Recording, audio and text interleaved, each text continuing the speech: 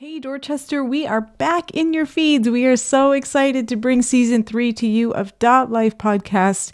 We had a lovely extended break, enjoyed the holidays, but now we are back at it and we cannot wait to bring you the stories of Dorchester that we've put together for you this season, including some fantastic musicians. Can't wait for you to hear them. But this week we're starting off with Linda Pham, who is the organizer of Thet in Boston and a former Dorchester resident.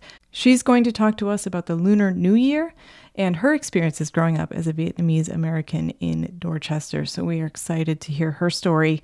Before that, obviously, we will always bring in the stories from the Dorchester Reporter. And this week we'll be joined by Bill Forry. And we're going to close off this week with a fantastic set from 3 at Home, a local band. So make sure you stay tuned for that. Thanks again for joining us. We're so happy to be here. Let's get into the episode.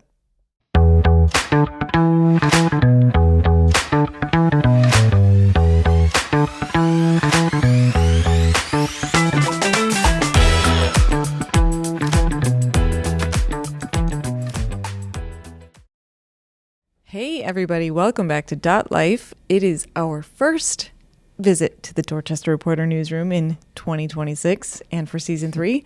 Hi Bill. Hey Erin, welcome back. I've missed you so. Same. It's great to have you. Where have you been? Oh God, where haven't I been?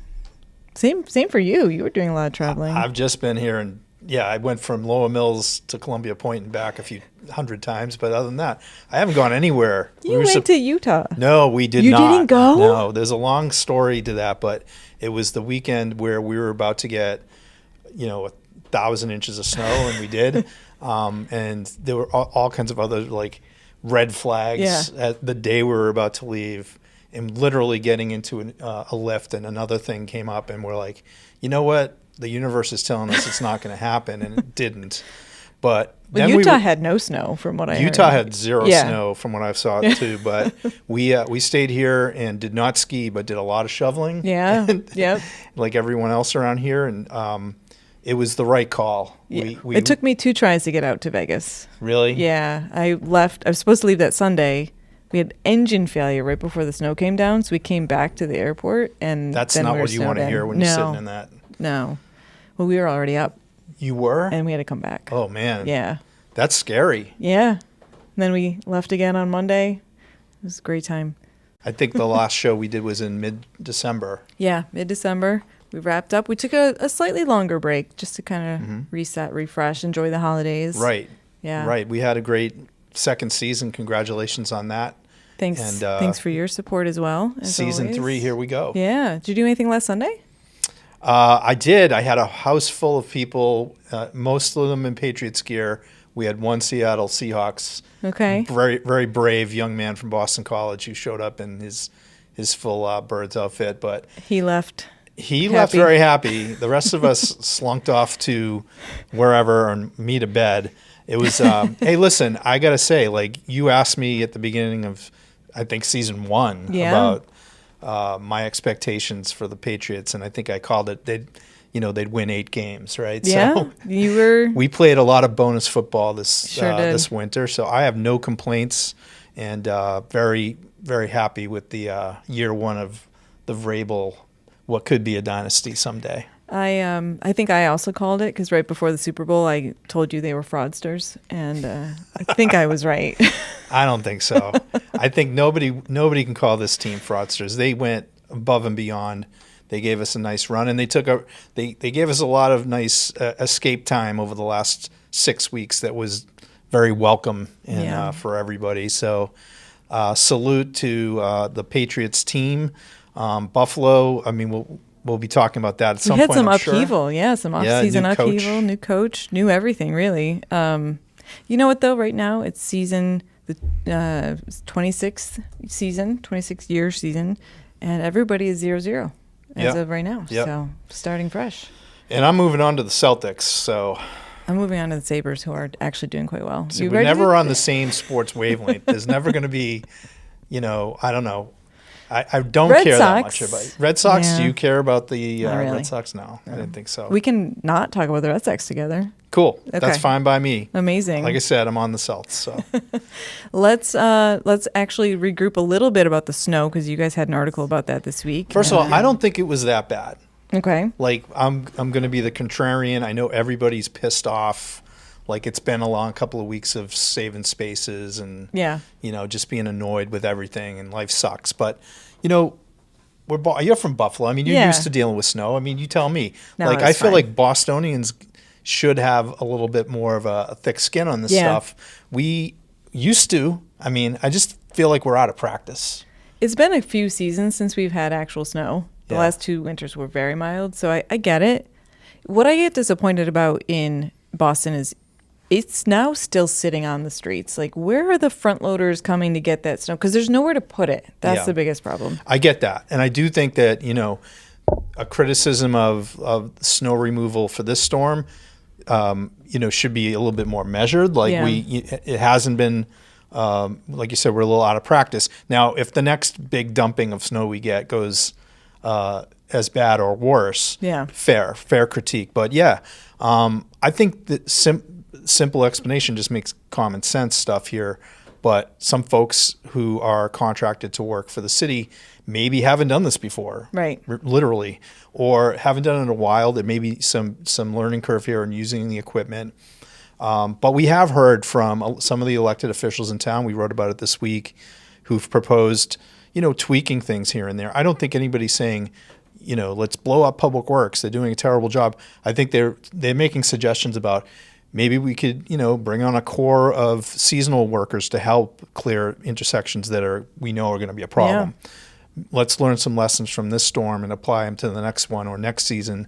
The snow melters that you mentioned, I think Buffalo employs, a lot of other major cities do too. Yeah. We do have a snow melter. Okay.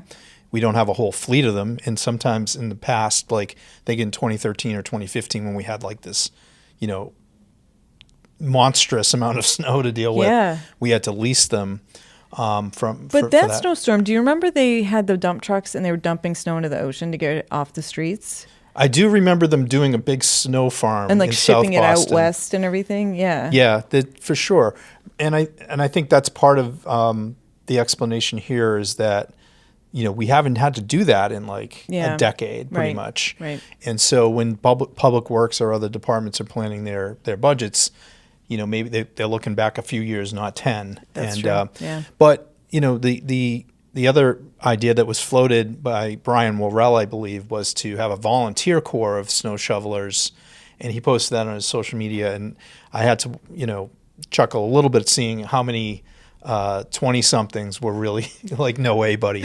We're not shoveling your sidewalks for free. We can't even get affordable housing in this town. Like, seasonal workers make sense to me, and employing people to help clear it. But the other thing I'd say is like in my neighborhood, at least in my street, like it's just neighbor looking after neighbor, basically. Yeah. Like if somebody's away or they're a senior or they just they may be having a tough time, whatever. Yeah.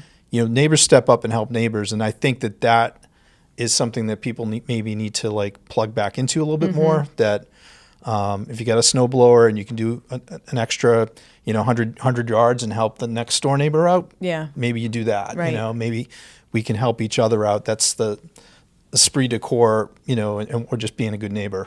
I do wonder how that translates to more dense neighborhoods, though, because you and I are both in fairly spread out neighborhoods relative to some of the other areas of Dorchester. I think if you're like triple decker after triple decker, you don't know each other as well, and you might be a little less inclined. I think that's the way you meet people too. Like, we have a new neighbor, and I met her on the snowstorm day. Oh, really? And she was, one of our neighbors was helping plow her out with his snowblower, and she was very thankful, and that's how we connected. I think, sometimes these moments where you do have to get out there and engage with each other. That's a time, and it can go bad. We did have one, it's no joke, we had one, assault that happened in Dorchester with a space saver dispute.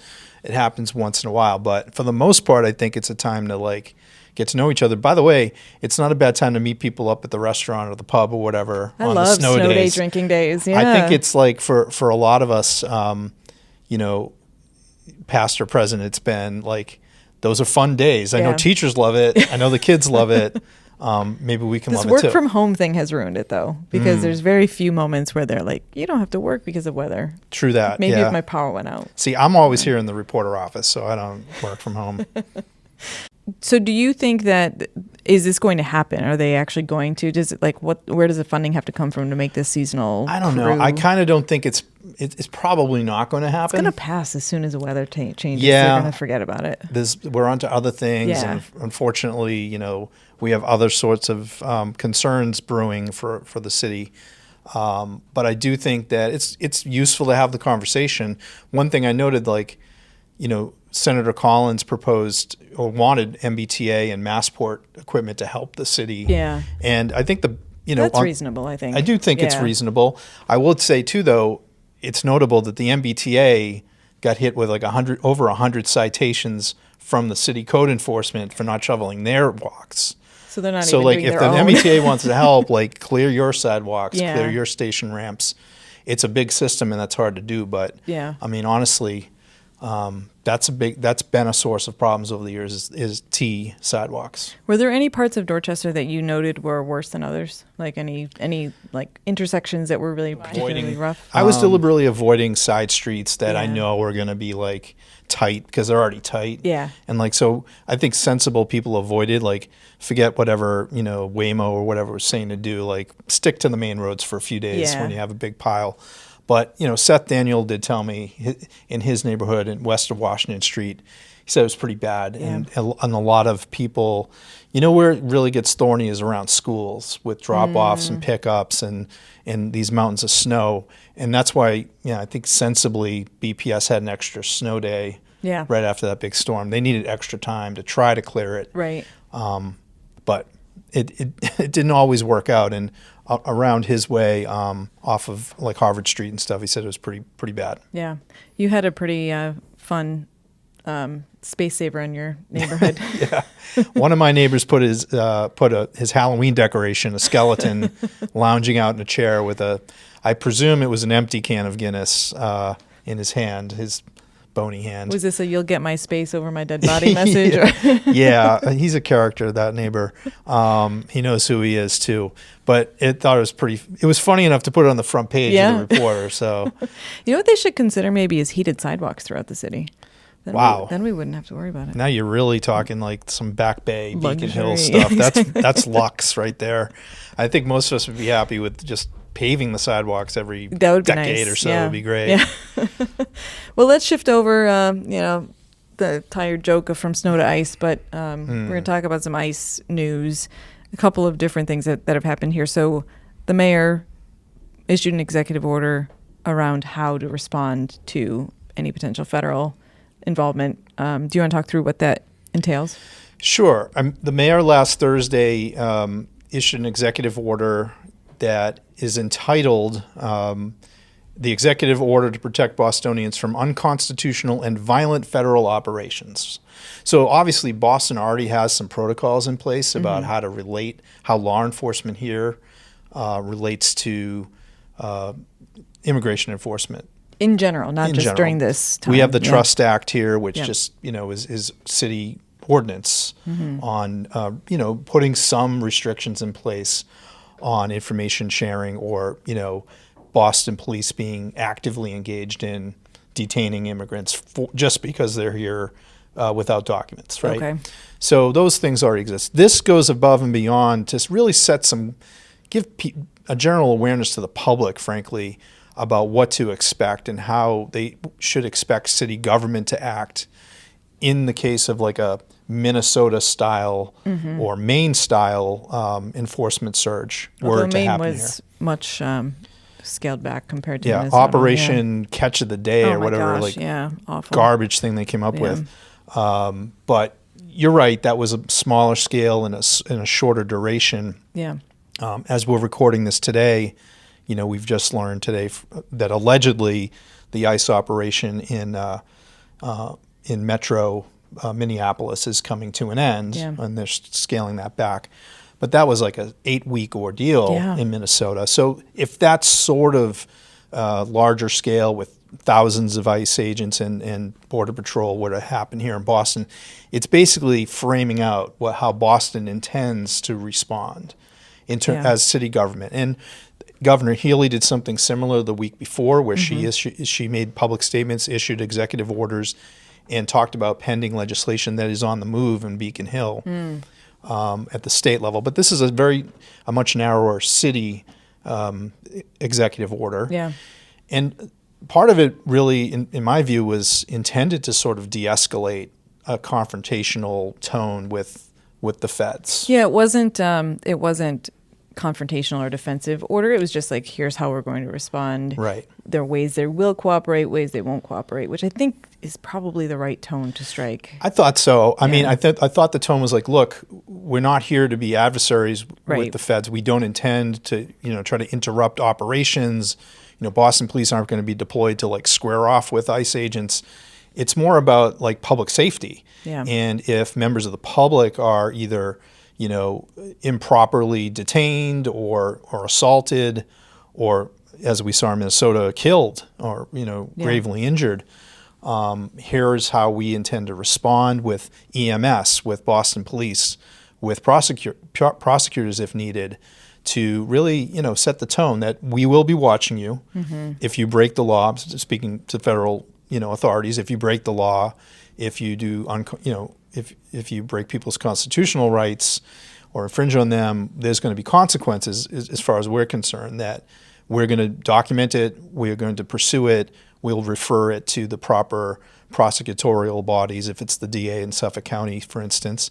And Kevin Hayden who also was chimed in, very much part of that press conference last week. So it was definitely a unified front of city councilors, the mayor, advocates, and prosecutors, and state mayors lawmakers from around the surrounding cities like Lynn and other areas. This was specifically about Boston, her executive order, but other mayors, you're right, were there to say that we're all in the same boat, and they are, because the federal activity to date has been throughout the region. Yeah. It's been a lot less concentrated than what we saw in Minnesota. Yeah. But if there were to be a scaling up of those kind of operations, she's sort of setting the tone, and also I think letting the public understand there's a limit to what we can do as city authorities, but we're not going to sit idly by either. And it was sending a message to the federal authorities, to the degree that they're listening, that there can be consequences for breaking the law here. Yeah.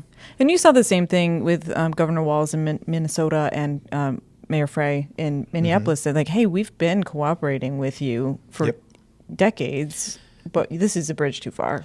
Yeah, it's true, too. Like pretty much every week in the Reporter, we carry some news about a multi-agency action, police action, law enforcement action involving the federal government. Yeah. It's usually the DEA or the U.S. Marshals or the ATF or something like that.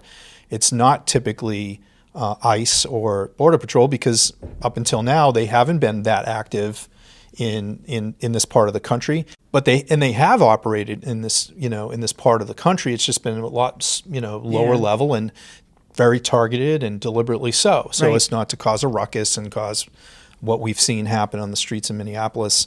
But it's not rare. It's actually quite common for Boston police, for instance, or state police, to have federal agents with them when they bust down the door of a house with a warrant.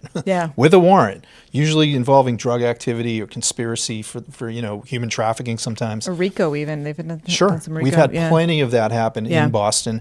So that's part of the underlying theme here too, is like we're not here to we're not anti-federal law enforcement per se. We're anti whatever the hell this has been that's been happening over the last several months, and certainly what happened in Minneapolis, and to some extent in Maine too.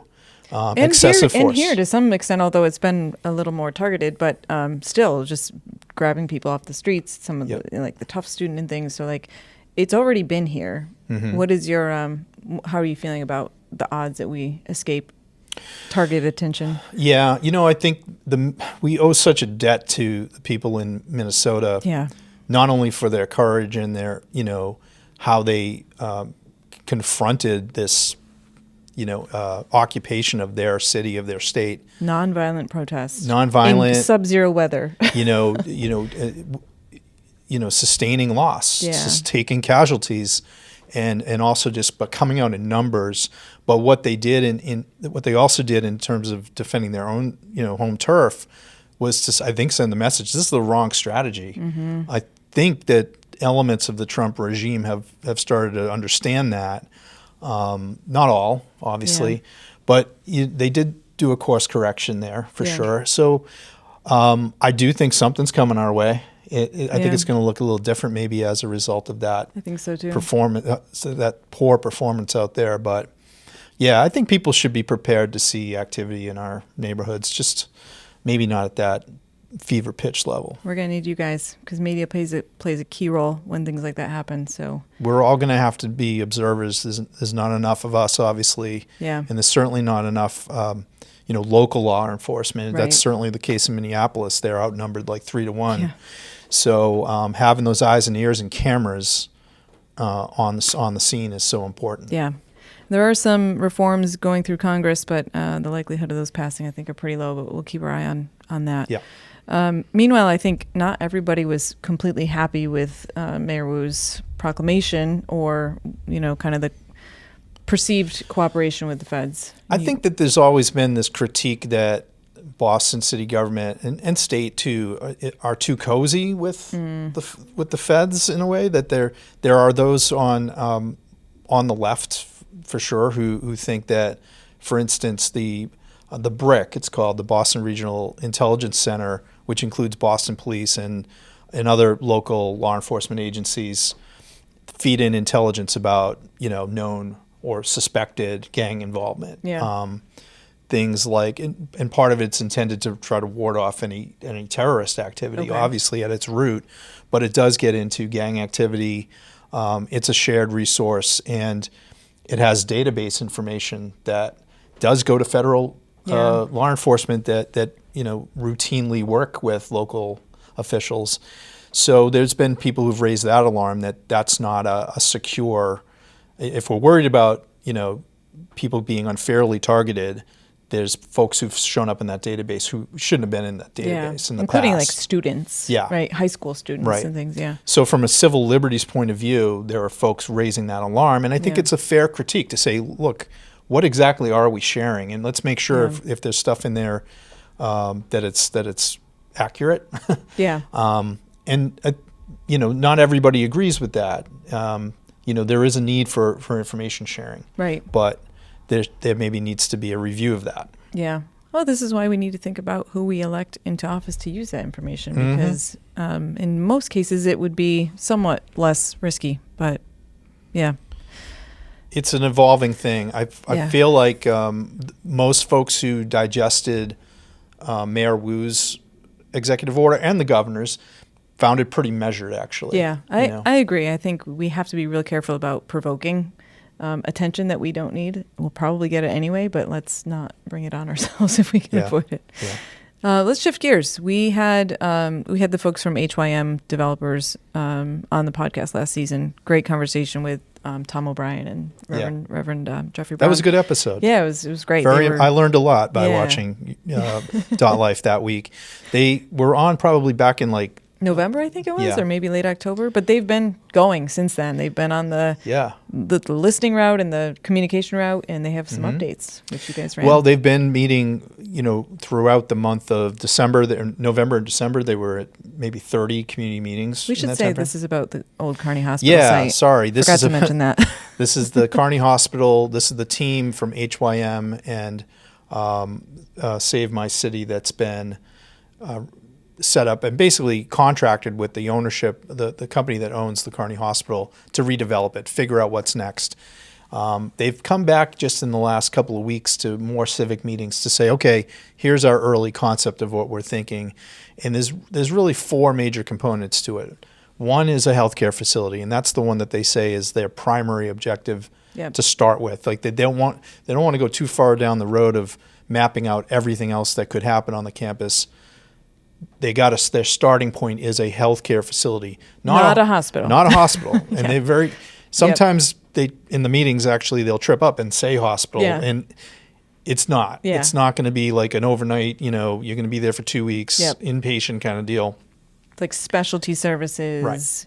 But they've been saying that pretty much from the beginning, so They it's not a have. surprise. Yeah. They're pretty consistent with it, and Yeah. they're consistently using the Carney Working Group report that was issued last May as their kind of their guide, Yeah. which is not a bad idea. Yeah. But the numbers are starting to come into focus as to how this could work. 350,000 square foot healthcare facility is what they are thinking. Basically, on the Dorchester Ave frontage, where if you know where the emergency department is of the former Carney, that's kind of where that corner of the property is where they're thinking healthcare facility. And then in the rear, closer to Dorchester Park, they're thinking housing. Yeah. Somewhere between 300 to 500 units It's a lot. of some of it being like senior, maybe assisted living, or at least like intended for elderly housing. And then another component that would be more market rate likely. They call it family housing, but it's not clear exactly what that means, but that's the terminology. Is that mainly rental or all rental? That Or is not sure that yet? isn't even clear. Okay. It isn't even clear. You think with assisted living for seniors, probably rental. Yeah. And it could be market, it could be condos with the other, but they haven't committed to any of this. Got it. Okay. And the caveat here is this is all conceptual. None of this is like renderings and anything that's Yeah. ready to go in front of the Boston Planning Department. That's coming next. Yeah. That'll be the next phase of rollout. And then just real quick, the Yep. final piece, another corner of this, is basically open space, like ways to connect this property to the park, to the streetscape along Dorchester Ave, and then be included maybe some retail as well. Like, and the nursing education building, right? Potentially, That's- which will replace. There was a facility providing that there for a bit. back in the day, La Brea College was Yeah. on that campus. Yeah. They moved to Milton a number of years ago Okay. now, but so that sort of use has been on the Kearney site before. They'd like to see it restored. UMass keeps coming up. UMass Boston keeps coming up as a potential partner. That's something that Senator Collins has advanced in the past as an idea. This team, I think, is embracing it conceptually, at least. Okay. How UMass Boston feels about it is an open question because they're not part of this Yeah. conversation yet, as far as I can tell. Okay. They've had their own plans in the past to do nursing facility on their own campus here in Dorchester, next door to us here. Yeah. That doesn't mean they couldn't do some sort of satellite Right. programming, but it's not necessarily going to be like a standalone Okay. UMass facility. But we'll see. They also have claimed, at least, that they have significant interest from the local healthcare hospitals to invest in this healthcare facility. So it isn't like they are trying to pitch it. They're getting interest already from. Yeah, what Tom O'Brien and Reverend Brown have said is that they've had conversations with healthcare leaders and for-profit and nonprofit healthcare outfits here in Eastern Massachusetts, and they say that there is an appetite to have some presence here in this part of the city, in this Dorchester Mattapan area, Yeah. because of the void that Kearney left, and because there's some need for them to spread out and catch more of that market. What they don't want to do is build their own buildings. They don't want to go through the process. They don't want to go through the political hurdles. Or probably even own a building, right? Do they? Probably. Yeah. That's the way that O'Brien and Brown have framed it to date. Yeah. That, look, they don't want to do it themselves, but if we do it, they'll come. They'll rent, yeah. That's a That leap seems of like faith. a tagline from a movie from the 90s. There's a lot of Field of Dreams opportunities there, but it's not clear yet if that's the case. Yeah. I think we don't know for sure. There's no reason to doubt that Tom O'Brien or Reverend Brown are in any way making this up, Yeah. but. It hasn't been verified, like Right. with a leader coming out and saying, "Yeah, definitely. We If you wanna build be that, there." I Yeah. want that." But I think it's coming soon because they are getting very close from what we've reported already, what Seth Daniel reported last week. They're getting pretty close to being ready to file something with the Boston Planning Department, probably in the next few months. Okay. So, but there's meat starting to appear on the bones here. Nice. And it is a good it's a good thing to see it coming together. How it ultimately gets vetted and permitted is another question. And mentioning Mayor Wu again, she's going to be a very important arbiter of what does happen there. Right. I think generally they've stuck to what they've been saying they want to do. So I wouldn't say there's been much of a shift in direction here. What do you pick up as the vibe around your neighborhood, which will be pretty impacted? I think people are really, really interested in seeing a healthcare use come back. It's even if it's not what used to exist, and you know, an emergency department that can deal with, not crazy trauma, but mild trauma Even events. like an urgent care type of thing. Yeah, but a new urgent care like on steroids, like something that's above and beyond anything we have locally. People are already having to go to either Milton Hospital or Faulkner or into BMC now for their care when there's an emergency, and it's been a problem. Yeah. And not to mention all the other specialty things like, whatever it may be, from dialysis to X-ray to just diagnostics. Yeah. It would be very important to our neighborhood. Plus things like mental health care, honestly. Yeah. The health centers have told us repeatedly they're struggling with the volume of cases that they've had to pick up since Kearney closed. Yeah. And everybody's in agreement based on what the working group concluded that healthcare is the number one use that we need restored there. Yeah. Final thing. Did you bring me any Phillips chocolates today?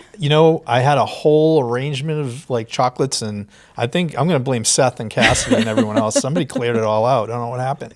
But thankfully, there's a place to re-up. Phillips chocolates just down the street. I love that place. The one thing I wish they had a little more of was nuts, because my dad loves like loose nuts. Without the chocolate? Without chocolate? Oh, I got it. Yeah. Because they have the chocolate covered nuts, The turtles are like... Their turtles are good. With the cashews or whatever. Caramel. Caramel. Yeah, that's highlighted on a story that Cassidy McNeely wrote this week. She got to go and tour it and go behind the scenes, and I think they fed her pretty well too. But yeah, that's been for over 100 years. Phillips Chocolates has been... It used to be called Phillips Candy House back in the day. Okay. So maybe they had more nuts for your dad back then. But they've really gone full on into the chocolate. Like, it's so good. Yeah, they do a wonderful job. It's now the San Martino family and their predecessors, the Struzula family. They're all one family, by the way. And currently it's run by Matt San Martino and his dad, Joe San Martino, is a terrific guy. They've been there. They've also been involved in the bowling alley next door. Okay. And they've just been a cornerstone of that part of Dorchester since, I think, 1952. Yikes. They've been there quite a while. We've got a lot of longevity in this neighborhood. Yeah, we've got a lot of real legacy, like legacy businesses plus. I don't know how you describe it, but they... 10 years, come on. Yeah, that's we got nothing. The 50 years. They're doing all right, and they continue to have like a very good trade online as well. Like Oprah made them one of her, like, she does that Oprah's Choice thing or whatever it is. Wow. Yeah. How those did turtles. So she ordered them, or did she come in? No, I think she ordered them, but she highlighted them on one of her shows, and that was like 10 years ago. Can you imagine walking in Phillips chocolate and Oprah's in there? There's a huge poster of Oprah when you walk in there. Yeah, it's funny. But they do have a very robust online trade. So they're shipping all over the country and probably North America. It's right off Morrissey, right by Boston Bowl? Yes. Yeah.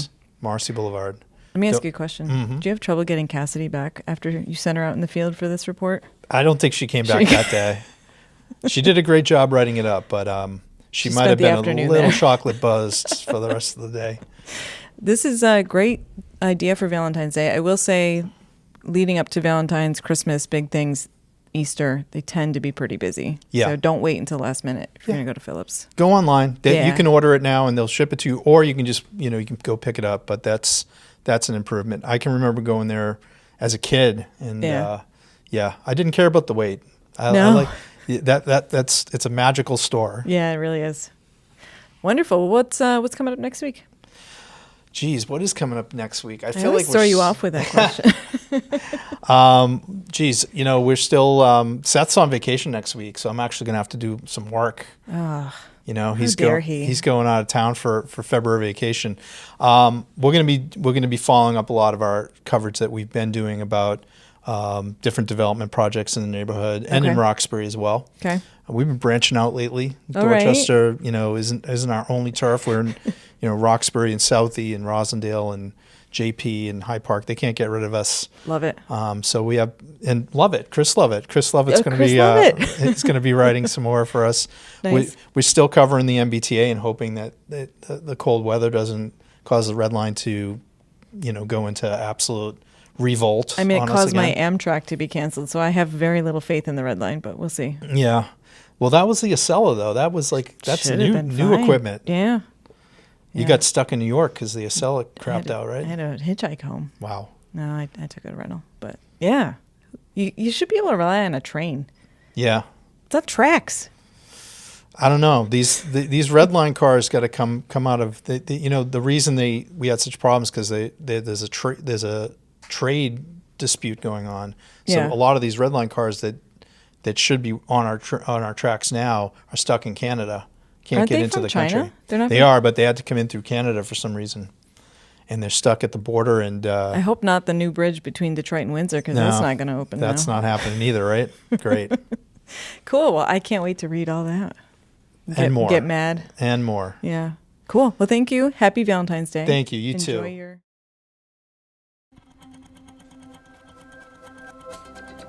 DotLife is sponsored in part by the Dorchester Reporter, Dorchester's own community newspaper and online home for all things Dorchester at dotnews.com.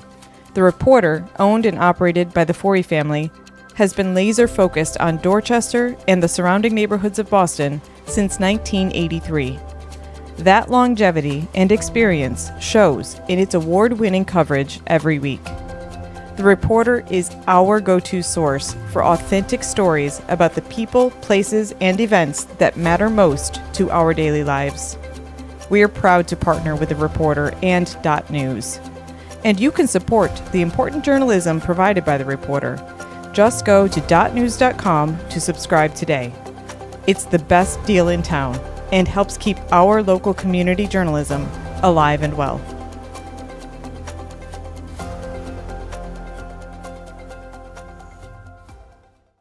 Hey everybody, welcome back to DotLife. This is our first interview of season 3 and we are timing it up perfectly for Lunar New Year. So I am joined today by Linda Pham, who is the co-executive director of the THET in Boston 2026 event. Hi Linda. Hi, Erin. Hi, everyone. Welcome to the podcast. Thank you. So Super excited. Yeah. Love your top. It's very festive. Thank you. I just wanted you to know that yellow is a really lucky color for Lunar New Year, so that's why I chose Really? to wear it. Yeah, I appreciate you bringing your luck with us. of course. So talk slightly about yourself and the THET in Boston event and what your role is in that. Yeah, so my name is Linda, and I'm the co-executive director of THET in Boston. And I've been doing THET in Boston for a couple of years. I started off as like a volunteer, and I was born and raised in the Dorchester community before I moved to Milton. So there was like a lot of culture and a lot of people that I grew up here. So when they reached out to me, asking for help building this THET event, it kind of like drew me in because I wanted to give back to my community.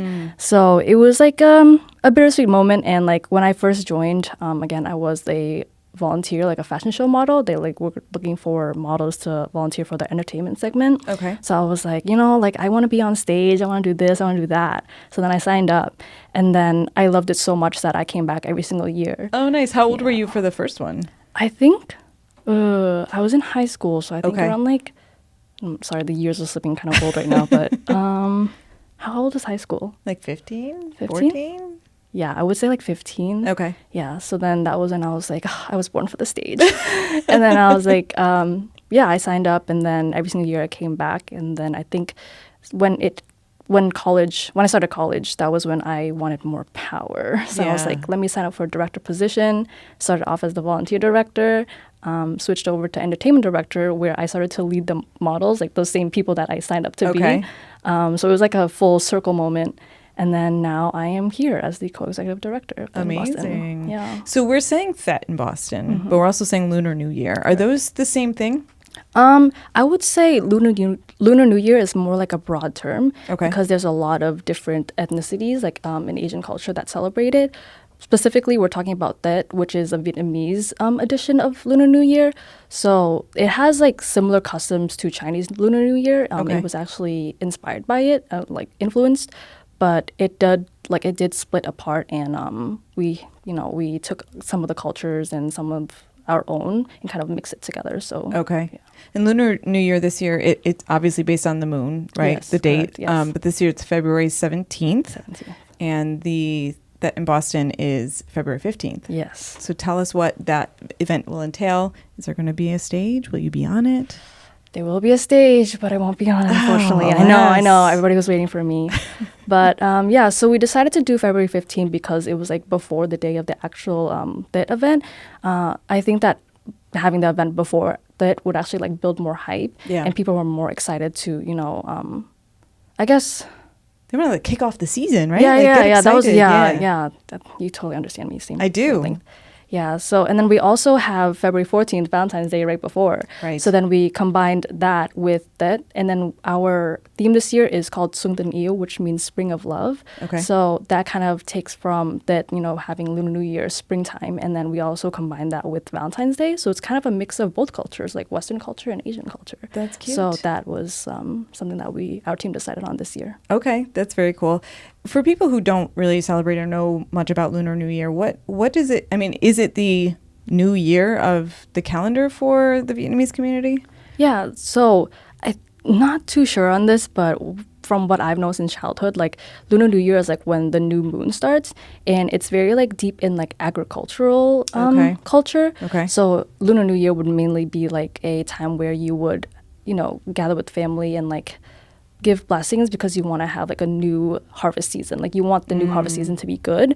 So that's when you convene with your family members, hang out with everyone and kind of wish like good blessings for everybody in your family, and Okay. make sure that, everybody's lucky, everything's good. Have you been celebrating it since you were a kid? Yes. So what does it look like for a traditional that celebration? I only know from like I mean, you can't represent the entire culture. yeah, but like yeah, for of you, course. yeah. Yeah. For me personally, because I'm Buddhist, my family, the main thing that we do is that we go to temples Okay. right when it strikes midnight. So there's a lot of like different variations, and a lot of people take like, depending on how serious they are with it. My family, like we like to go at 12 o'clock, like as soon as it hits, like me and my family just jump in the car and then we go to the temples, and then Okay. we would ask for our fortune, and then pray and give blessings. And it was a very important time because I feel like it's different from American culture, so I feel Yeah. like I was able to learn a lot more. And because I was born in the States, there's not a lot of opportunities where you're like able to kind of be within your culture, I Like guess, like connect experience. back to that, yeah. So this was like a really good moment. Like every single year, me and my family really look forward to it because like all of our family members, even if they're far away, they would come to visit us because it's a very important time. So you would start right at midnight with temple Yes. and blessings. Yes.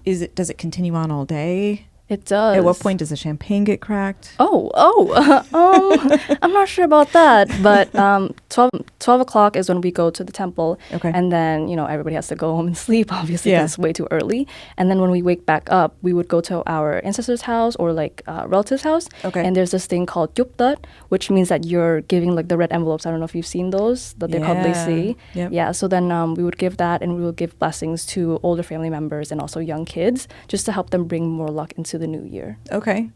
And does it end is it like a one-day thing, or does it go on for several days? Like because obviously the event is beforehand. Yes.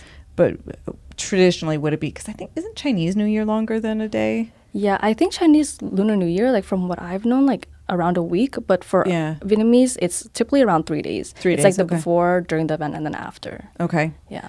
And what this year is the horse, which means, I think, like power, right? Yes. And like driving forward and everything you would think about with a horse. Yes. What does that mean for the Vietnamese community? What does that mean for me? What's going to happen to me this year? Are you're Linda? the horse? I don't know. I'm you're the pig, I think. Oh. Yeah. Well, if Pigs you are... and horses live together sometimes.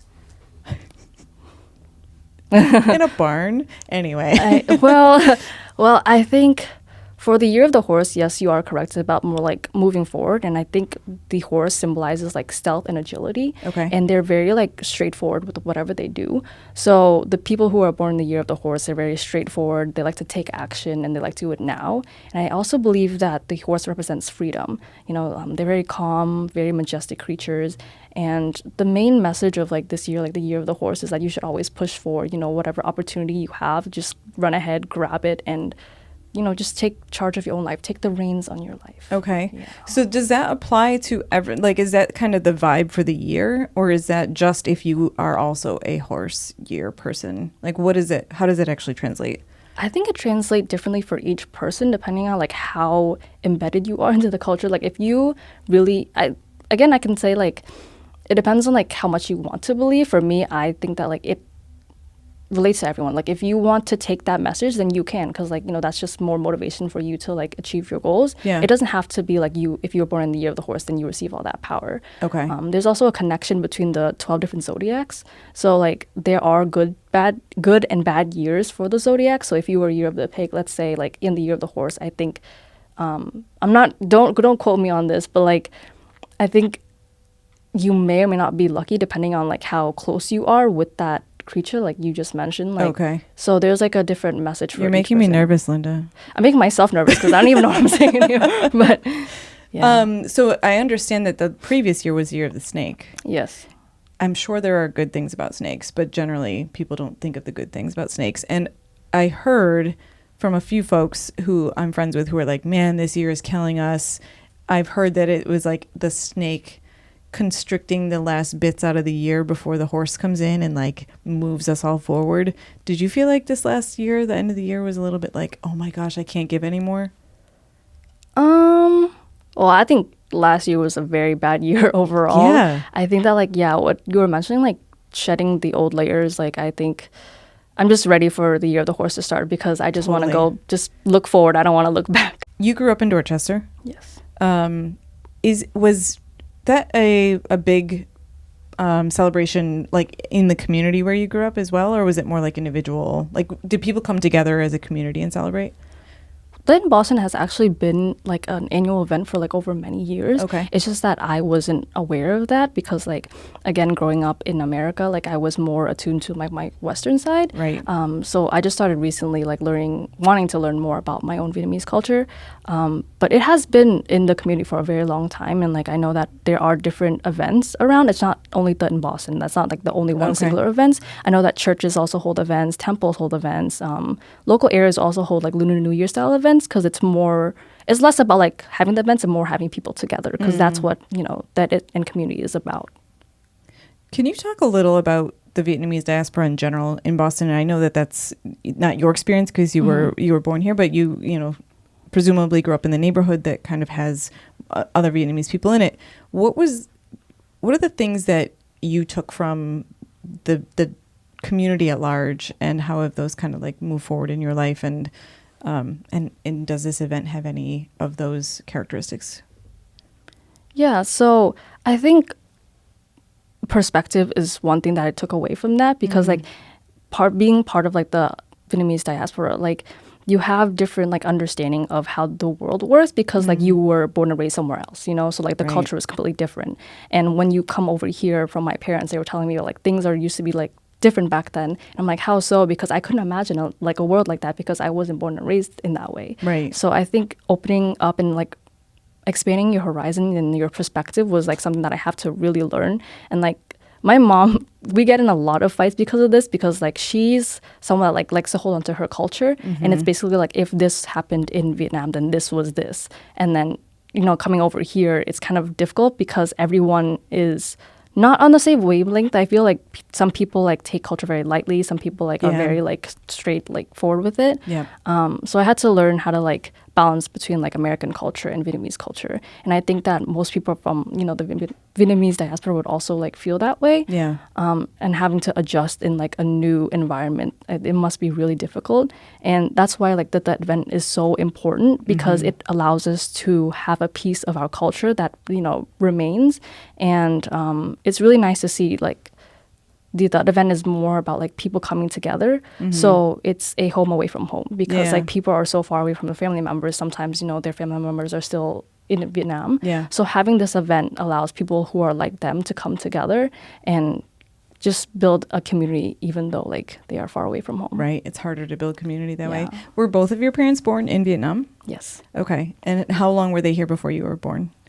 Around 25 years. Oh, 25 years. Okay. Yeah. So they were here quite a while before. Yeah. Okay.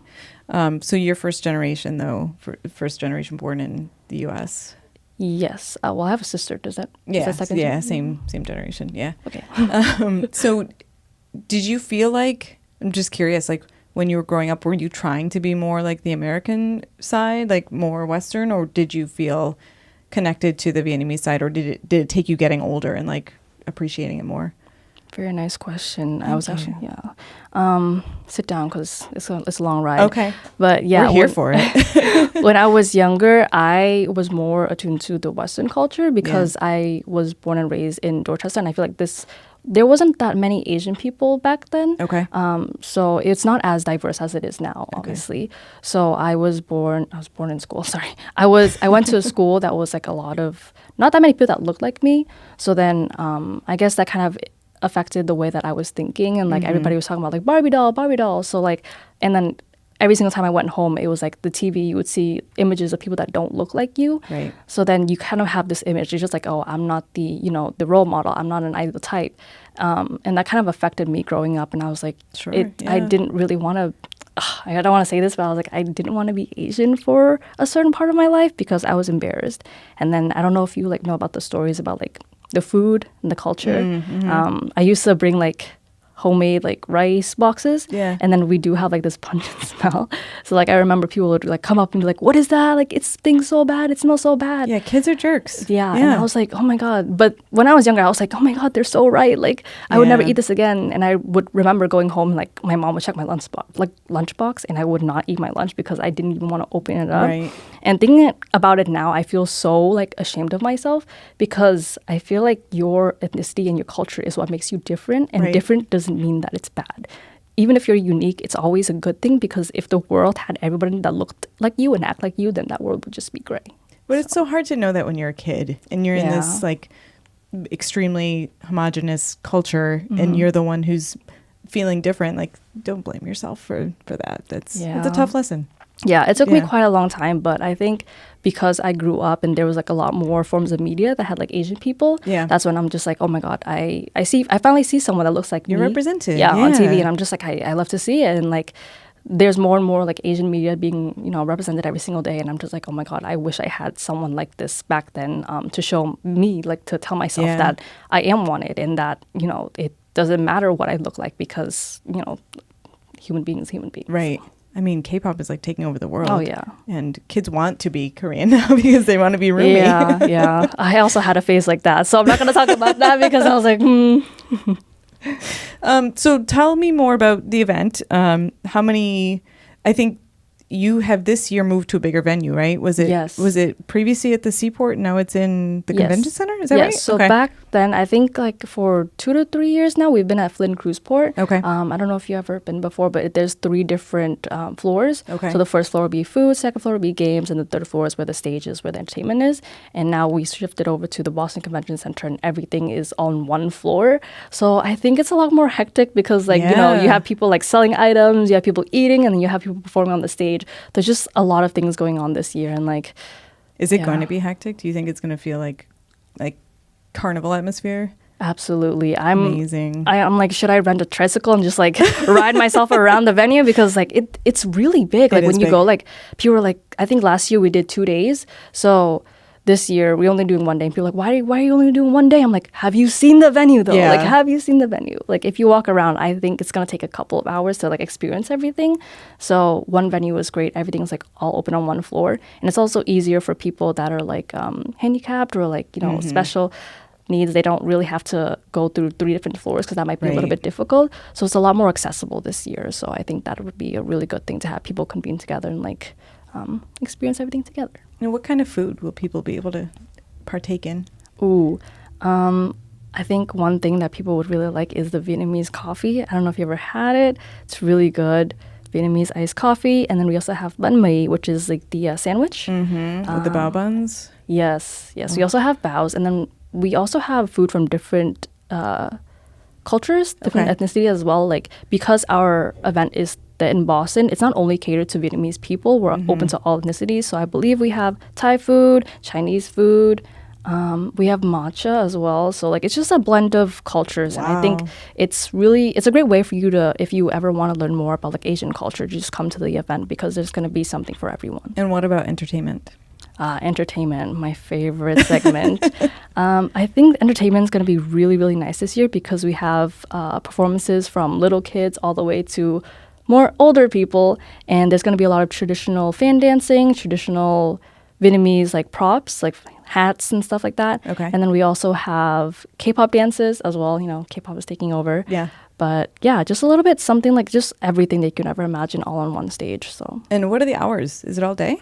It's from 10 a.m. to 5 p.m. Wow. Okay. Yes. And how about admission? Is it what's the cost to get in? Yes. So if you buy the ticket online today, it's going to be $12. Okay. And if you buy it at the gate, it's going to be $15. Okay. And then we also sell priority tickets. So these priority tickets allow you to have a separate entrance compared to GA. And then you also get a faster line for like food venues, because sometimes, you know, food is sometimes the main attraction at these events. So the line can be quite long. Okay. So I would recommend, if you're there for the food, purchase a priority lane ticket, so that way you can get your food quicker, faster, and experience more. So this will be Sunday, February 15th. Correct. And what's your favorite part? Oh, I think my favorite part has to be before the event. The planning team, they have worked really, really hard on this event. I kid you not, we have been on call every single day this week on Google Meets, like all the way up to 3 a.m. because we've been figuring all this stuff out, all the logistics, and it's been really stressful, and I'm really thankful for my team for being there, and like everyone's working really, really hard to put together this event. So we're really excited to see what happens and like how it takes off, and just see the fruits of our labor. I can't wait to see it. I think it's gonna be great. Yes. Very excited. Very excited for Lunar New Year. Go horses. Let's have a great year.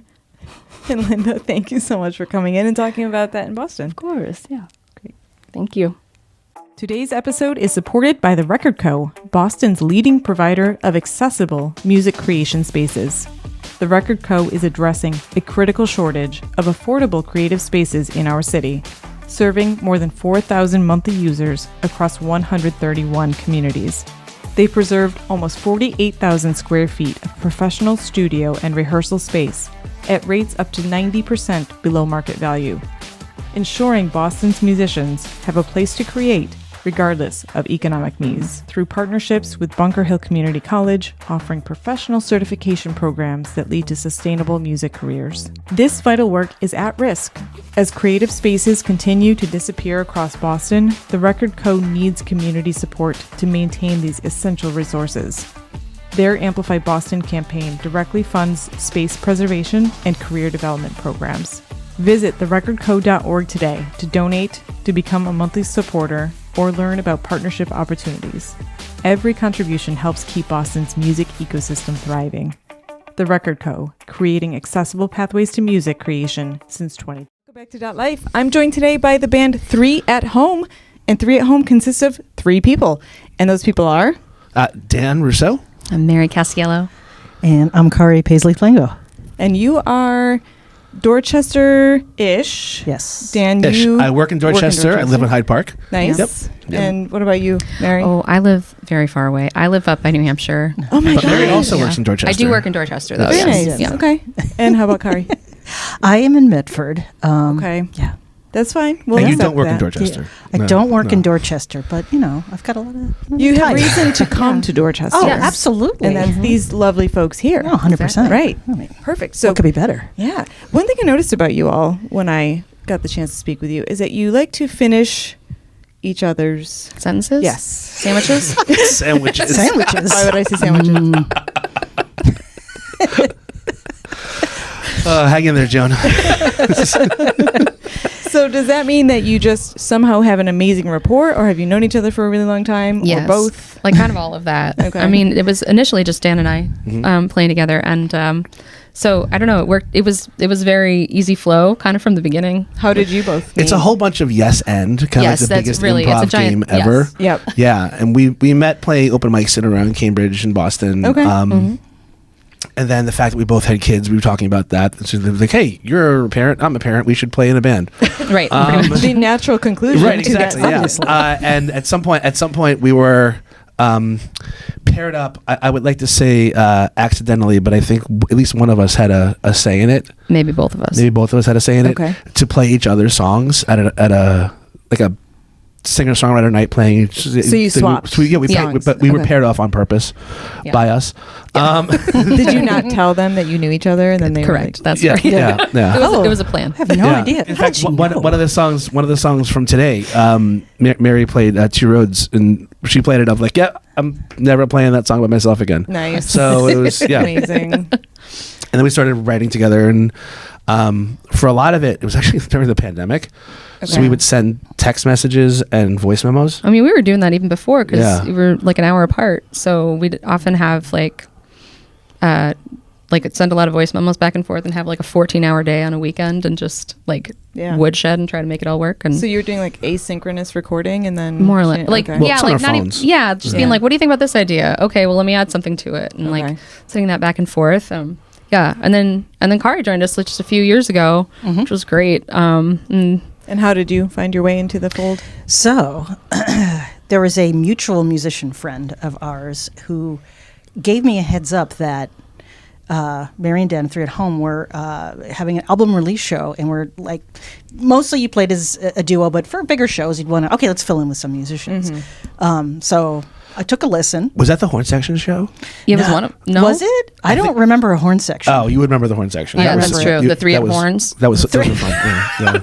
I want to get a horn section back. That Yeah, was that'd be great. great. Yes. I could see a horn section with you all. Oh, Yeah. yeah. 100%. So what was your first show? You're going to So tease I this, okay, yeah. So well, the upshot is essentially they had already secured somebody for that show, but I listened to it like, oh, it's really good, and I don't know, it just kind of felt like a good fit, just kind of bantering back and forth, whatever. So as you've mentioned, COVID happened. We tried to get together. It took a little bit of time. Finally, it was around May 2022. Sounds right. Right? Sounds They're right. like, oh, let's finally get together. Oh, and actually, before we even met and got together, I have a friend of mine, Kara Washington, who was Zili yeah. Musique. Kara's amazing. Oh, amazing. Yeah. Yes, and Dorchester Reporter. You knew Kara? Oh, look at Yes, this. in fact, I've known Kara for quite a long time, and on and off, I've actually played with Zili. Okay. Anyway, she brought my attention to Dorchfest. And Dorchfest, your first performance together. Yes.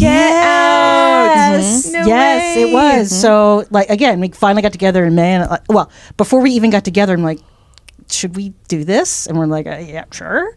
Yeah. So, that was it. So, I'm so glad we had you on the podcast then. yeah. This is perfect. That's what I'm saying. Like, oh, you're gonna love this. So it was And that was the great. day it was nice out. No, it was the rainy one? The first No, one no, was no, the it was nice the nice The one. first one Okay. was like 70. Yeah, that was a and perfect like one. perfect. Yeah. And then after that, it rained the every year day. after, Oh Yeah. dear. It was awful. we That- were playing, and Mary's playing the keyboard with her left hand and holding the tent down Yep. with It her was right blowing hand. away. It was 'cause so it was ridiculous. literally blowing. It was it's like 50 and middle of raining June, and we're windy. playing in Yeah. like sweaters and sweatshirts Yeah. and It was- stuff. And, To a and crowd of I don't- none because Oh nobody no, came. there were people there. It was amazing. that was the best part. Dorchester came out. It was Yeah. great. But at any moment, we were thinking, "Oh my God, we're going to get electrocuted." Yeah. Like, it's just My like, keyboard started making worth weird it. sounds. I was like, Oh, yeah, and I was like, oh. it's fine. It's gonna be Yeah. fine. Just sing a little louder. Yeah. And then the next year at Dorchfest, I got a really bad sunburn.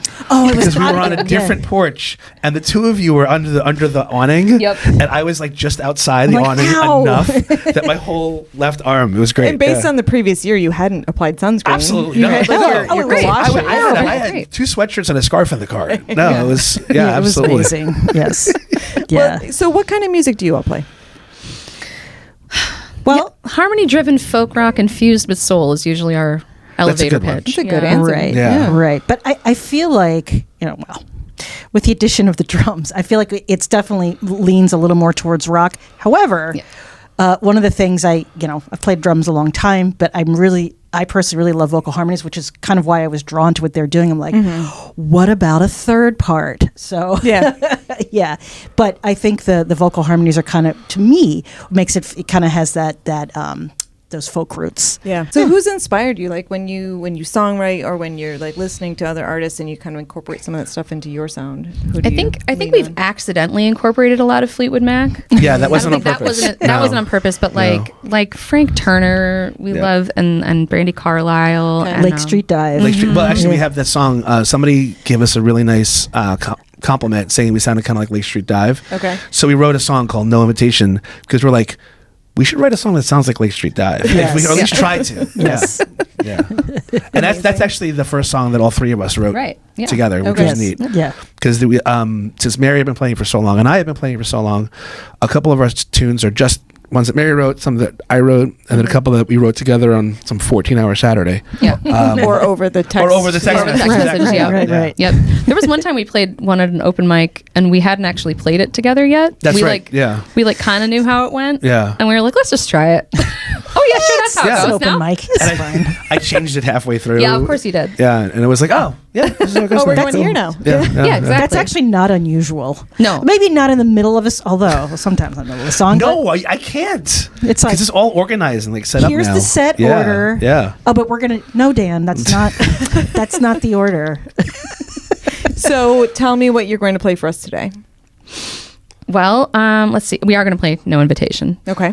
For sure. I'm gonna guess we're gonna play that last. Yeah, that sounds right. Sounds right. Yeah. I'm feeling Cool. it. Okay. Yeah. Probably. Yes. Yeah. Yeah. We're playing Athena, which was one of Dan's songs.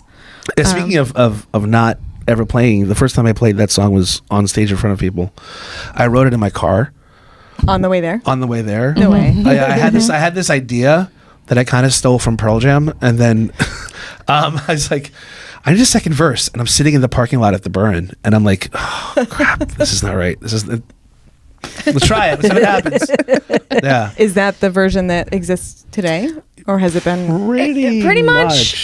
There's been some tweaking. There's been some like playing around with like little arrangement moments, but Okay. it's pretty close. Are yeah. you wearing guitar pick earrings? I am. Amazing. I am. I got these in Nashville at Bobby's Idol Hour, which is like Love it. I think I don't know if That was the one you found. What's Bobby's that? Idol Hour, the open mic. Oh, yeah, that's Yeah. right. I forgot about that. Yeah. Yeah.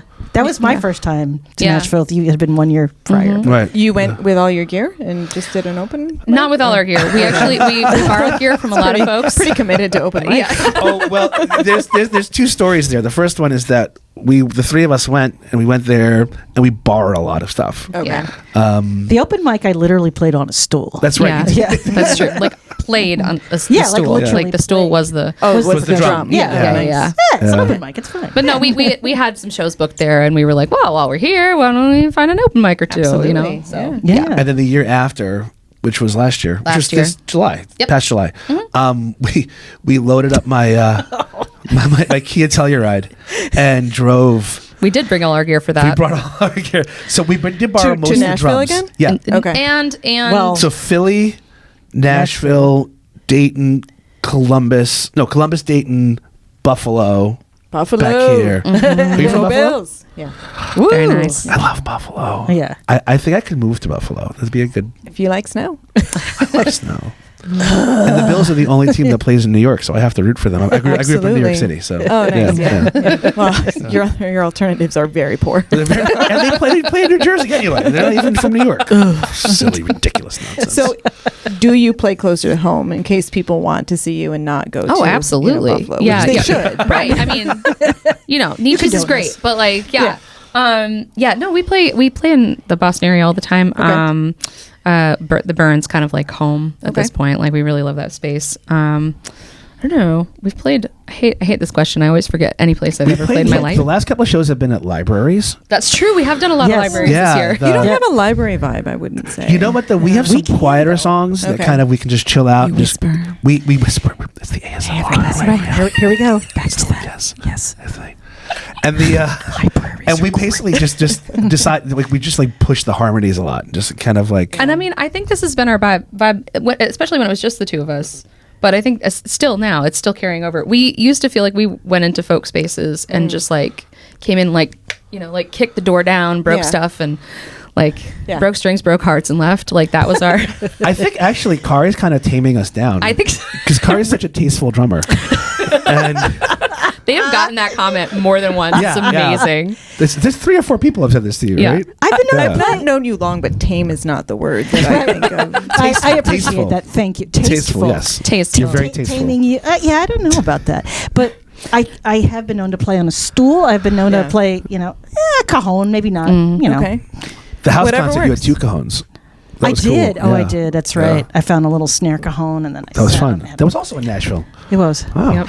Yes. So, any shows booked yet for 2026 that you want to make sure people are aware of? Yeah, so we We heard we're going to play Dorch Fest. which Yeah. Time will We're tell. angling. Very We're exciting. angling for Dorch Fest this Yeah. year. We hope the organizer will. I mean, if you Yeah. found yourselves at Dorch Fest, I don't know how I could tell you no. Right. Right? Like, We could just show up at Yeah. someone's might be able porch. to do that. Might be able to do that. could we? highly discouraged. Yeah. There's a lot of orchestration that goes into You're like, that. please don't do that. But Please do not do that. Please don't do it. I may run Especially you with off. all your stuff, all the drums, the keyboard, the guitar. No, thank you. Go away. Oh my god. We have the play. Yeah. Mary and I are actually in charge of the play over at BC High, the 7th and Yeah. 8th grade play. Yeah. so that's eating a little bit of time, Yeah. but the hope is to have we're gonna have some more as March and April goes. Okay. you know, Right. We're still securing those, but we're also for the summer. This is not local, but we're planning our first overseas tour. Yeah, which is super Amazing. exciting. What, Yeah. what part of overseas? Well, it's Ireland and the Netherlands. yeah. So yeah, and Belgium. And Belgium. That's right, Yeah. I forgot about Belgium. Yeah. Huh. Those Yeah. aren't next to each other. No. Okay. Well, Ireland's sort of like on Did the you know? way. Yeah. You know, can and like then find a Dublin and then that's the idea. Yeah. Okay. And those then we'll flights are puddle so jump cheap over. after that. So Yeah. cheap. It's amazing. Yeah. Yes. Yeah. Beautiful. If people can't catch you live, where can they find your music? You can go to 3athomeband.com, spell out all the words. You can find all the information you need there, but you can also look us up on social media at 3athomeband. Again, spell out all the words. Otherwise, you're going to get a very nice lady named Susan. Oh. Yeah, She She's homeschools great, her though. 3 homeschools her kids, Yeah. and like she's really sweet. Writes a lovely little blog. That's not us. And But we love you, Susan. yeah. But you can find us on pretty much everything Okay. at that same handle, and on streaming on whatever your favorite Spotify, Apple Music, Napster, any of it. LimeWire. Right. Yeah. Did you know Napster still exists? They still exist, No. and ironically have the best payout rates to songwriters of any of the streaming services. Thank you, Metallica. Right? Right? You're welcome. You're right. Can we hear you now? Yes. You want to play? Yeah. Let's do Yeah, it. let's do right. it. All right. Thanks, folks. Cool. Thank you for Thank having you. us. Thank you. Hey, what's up? I'm Dan. That's Mary. I'm Mary. That's Dan. And that's Kari. And that's Mary and Dan. We're a band from Boston called 3 at Home.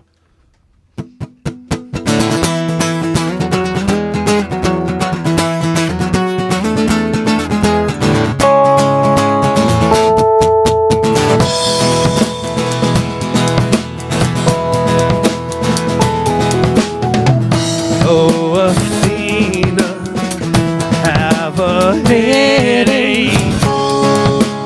I might just chisel you out.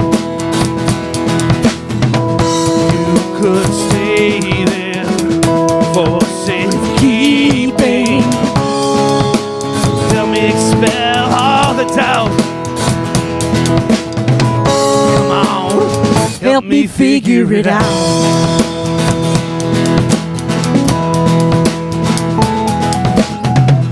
Dearest Bridget, give me shelter under your blanket of stars, like the child in the manger, taking his message to heart. Come on, help me speak through this guitar.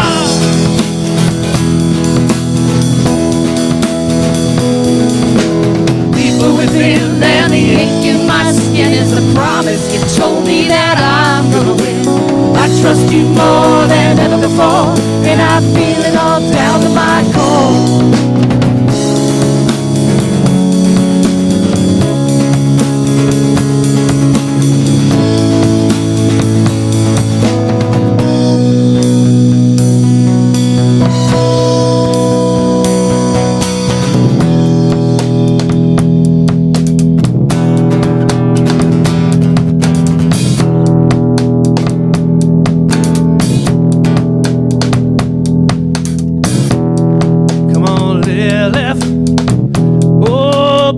up the gate that lead us to paradise.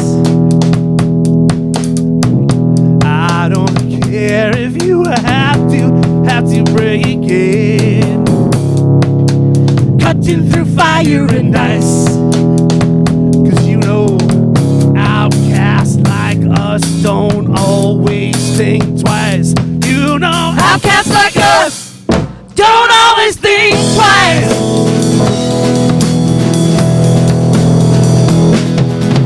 Deeper within than the ache in my skin is the promise you told me that I'm gonna win. I trust you more than ever before, and I feel it all down to my core. Deeper within than the ache in my skin is the promise you told me that I'm gonna win.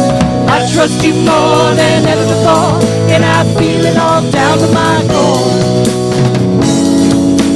Feel it all down to my core. Whoa, I'm gonna be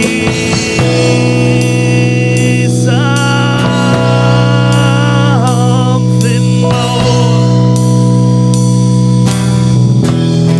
Oh, Athena, have a headache.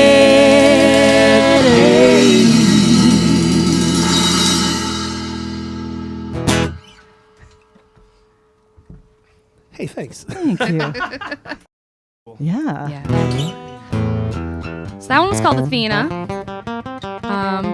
Now we got one called Capsize. Yeah.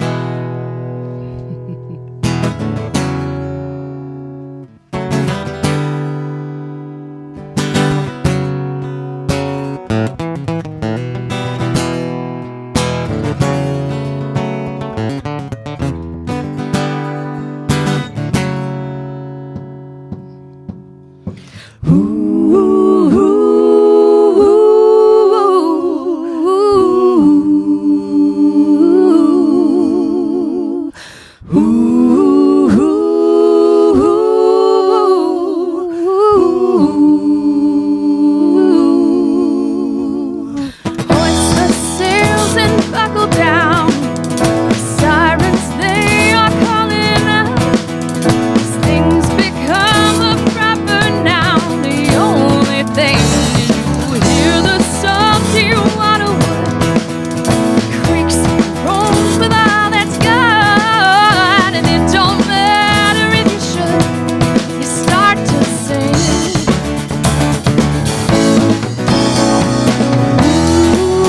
Not lost, we are found. Even if we capsize, another shore holds solid ground. From the waves will rise, but not lost, we are found. And even if we capsize, another shore holds solid ground. From the waves will rise. And the river and the sea.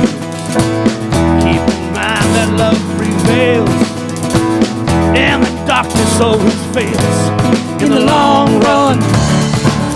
Be the candle burning bright, filling every heart with light.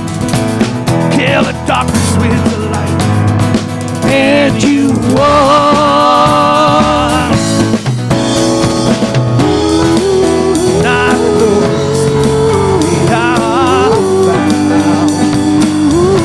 Even if we capsize, Another shore, solid ground. the waves will rise. Not lost, we are found. And even if we capsize,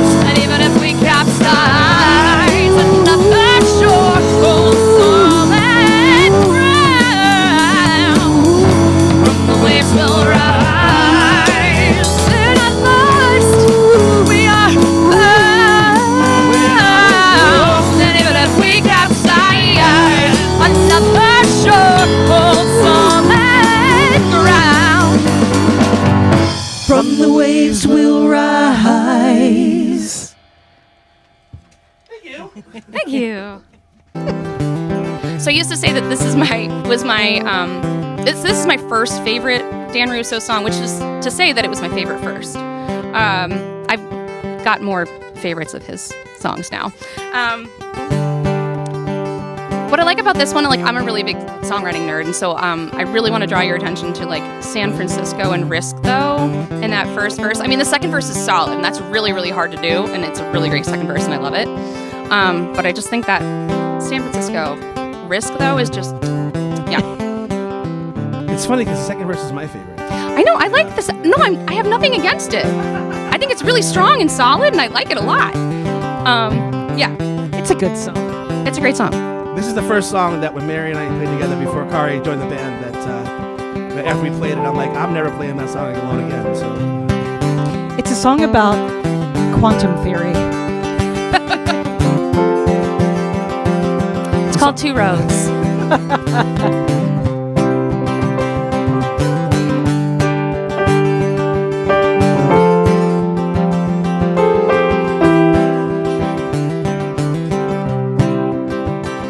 could have had a house, could have moved to San Francisco, could have had some kids, could have wrote a million songs, could have had a wife, would have taken a big risk though. Man, that would have been some life. You can't tell me that I'm wrong. I never really understood that line of poetry, because in the end we all die.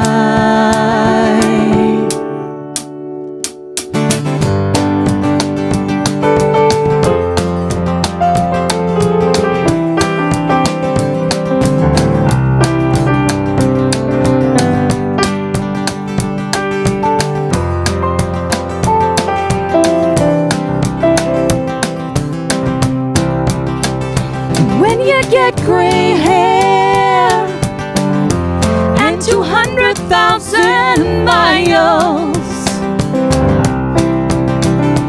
and you start to think that the warranty's all gone, maybe just take care, yeah, 'cause the forest it is wild. But then so are you. You can be both right and wrong.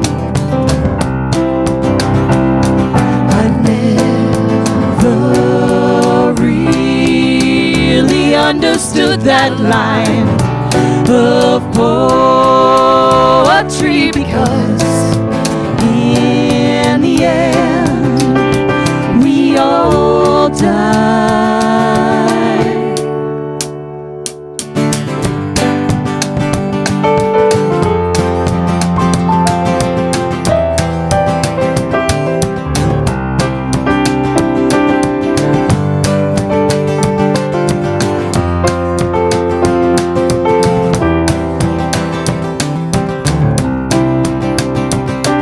There were two roads.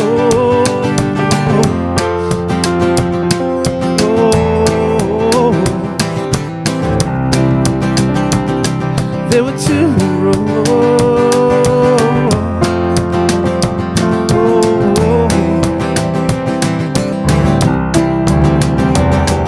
There were two roads.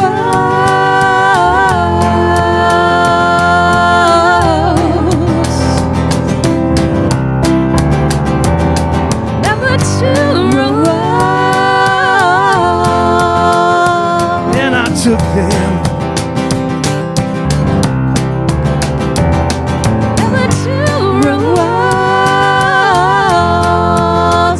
Took them both. I took them both. And I took them both. And I took them both.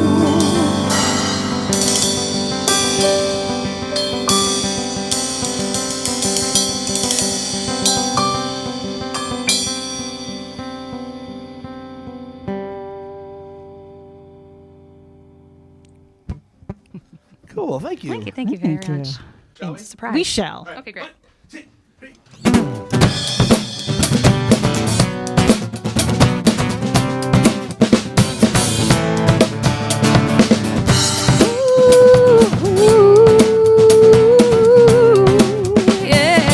Yeah. I can see clearly now. My hangover's gone. Oh, the clouds were swept away once you came along. With this clarity, I realize I'm not a case for charity. No, no,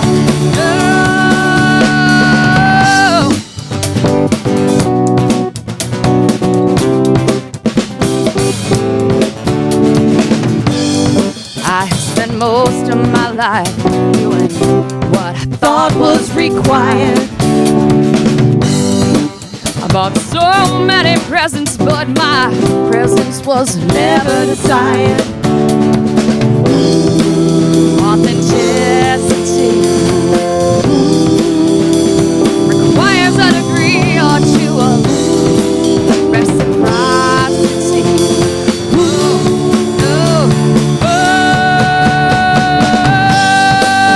I tried to reach the moon with my feet nailed to the floor. The floor. See, no one loved me better, so I never looked for more. With you, I need no invitation. With you, I'm sure you'll love me enough to die.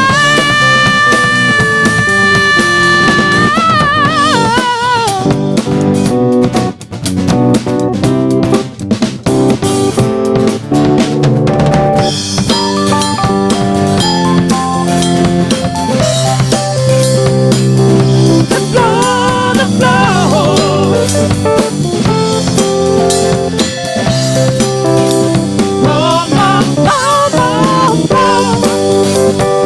new invitation.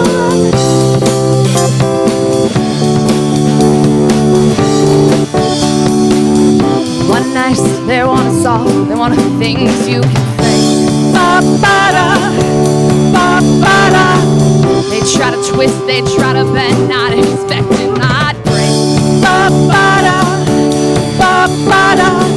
You came along to pull me up, and now I'm away. I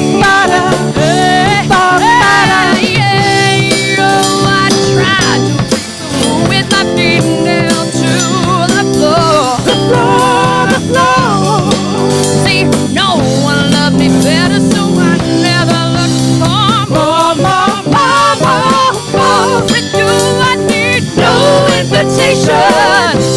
With you, I'm sure you'll love me enough to die.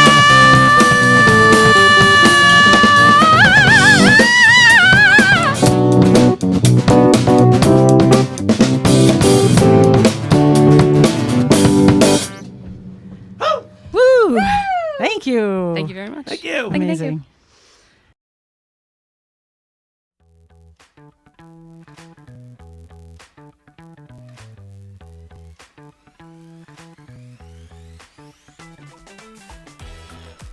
Thank you for listening to DotLife, which is available on Spotify, YouTube, and Apple Podcasts.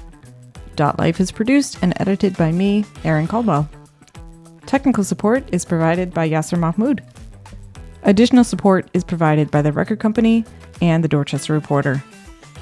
Thanks to Linda Pham, Bill Forry, and Kari, Mary, and Dan from 3 at Home for joining this week's show. Thank you for listening, and we'd love it if you could share, subscribe, rate, and review the pod wherever you listen. If you're interested in supporting the podcast, visit DotLifePod.com for more information.